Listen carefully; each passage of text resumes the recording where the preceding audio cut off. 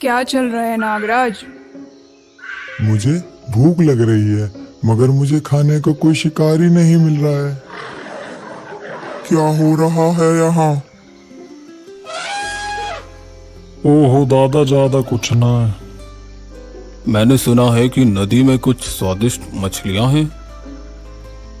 मैं कुछ मछलियाँ पकड़ने में आपकी मदद कर सकता हूँ मोगेम्बो। मैं बहुत तेज नहीं हूँ, लेकिन मैं चुपके से उनका पीछा करके तुम्हारी तरफ खदेड़ दूंगा। और मैं अपनी तेज रफ्तार से मछली को कंफ्यूज कर सकता हूँ। अरे कबीरा, क्या तुमने खबर सुनी है? अरे मोमो, कहाँ खबर लाए हो? मैंने सुना है कि जानवरों का एक नया समूह है जो अभी जंगल में अपने इलाके में घुसा है। अच्छा, क्या तू जाना है वो कौन सा जानवर है? मुझे यकीन नहीं है, लेकिन मैंने सुना है कि वे वास्तव में मजबूत और शक्तिशाली हैं। हमें सावधान रहना चाहिए। हम उनके साथ किसी परेशानी में नहीं पड़ना चाहते। चिंता मत करो पिंकी, हम खुद को संभाल सकते हैं, लेकिन हमें चौकन्ना रहना पड़ेगा। लेकिन क्या तुमने उनको कहीं देखा है? अभी नहीं, लेकिन हमें सावधान रहने की जरूरत है। वे किसी भी कोने में छिप सकते हैं। हमें सावधान रहना चाहिए। अगर हमें अपनी जान और अपने घर दोनों बचाने हैं तो कोई तगड़ा सा आइडिया लगाना पड़ेगा। मेरे पास एक आइडिया है। क्या होगा अगर हम पूरे जंगल में चौकियों का एक नेटवर्क बना दें? इस तरह हम किसी भी खतरे पर नजर रख सकते हैं। यह एक बहुत अच्छा आइडिया है मोमो। मैं पेड़ों की ऊंचाई पर चौकियां बनाने में मदद कर दूंगा और चीकू और मैं बारी बारी से उन पर नजर रख सकते हैं। और मैं अपनी चालाकी से उनकी जानकारी निकाल लूंगी। और मैं जरूरत पड़ने पर अपने जहर से उनके ऊपर हमला कर दूंगा। तो यह तय हो गया है। आओ हम सब मिलकर तैयारी करते हैं। लोमड़ी और बाघ की एक दिलचस्प कहानी। एक जंगल में एक चतुर लोमड़ी और एक ताकतवर बाघ रहते थे।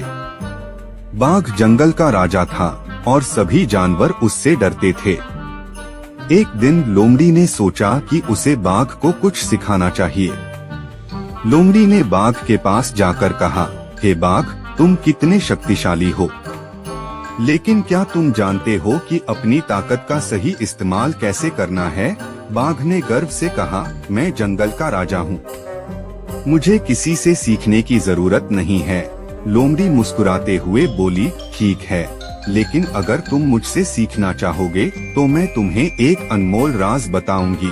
बाघ ने दिलचस्पी दिखाई और पूछा, क्या राज है? लोमड़ी ने कहा, अगर तुम चाहोगे तो मैं तुम्हें बताऊंगी कि कैसे तुम अपने से छोटे जानवरों को भी डराने के बजाय उनकी मदद कर सकते हो।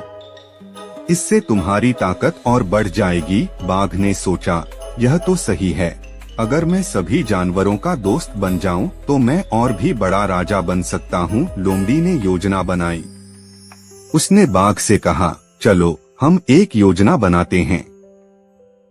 तुम जंगल के सभी जानवरों को बुलाओ और मैं तुम्हारे सामने आकर तुमसे बातें करूंगी। बाघ ने ऐसा किया। सारे जानवर इकट्ठा हुए और लोमड़ी ने बाघ से कहा, देखो बाघ, तुम उन्हें डराने के बजाय उनकी मदद करो, इससे वे तुम्हें और अधिक पसंद करेंगे। बाघ ने सोचा और फिर समझ गया। उसने तय किया कि वह अब सभी जानवरों की मदद करेगा। धीरे धीरे बाघ और जानवरों के बीच एक अच्छा रिश्ता बन गया। अब सभी जानवर बाघ से डरते नहीं थे, बल्कि उसे अपना मित्र मानने लगे। शिक्षा। इस कहानी से हमें यह सीख मिलती है कि शक्ति का सही इस्तेमाल और दूसरों की मदद करना ही असली ताकत है। अगर हम दूसरों की भलाई के लिए सोचें तो हम सबका सम्मान और प्यार पा सकते हैं।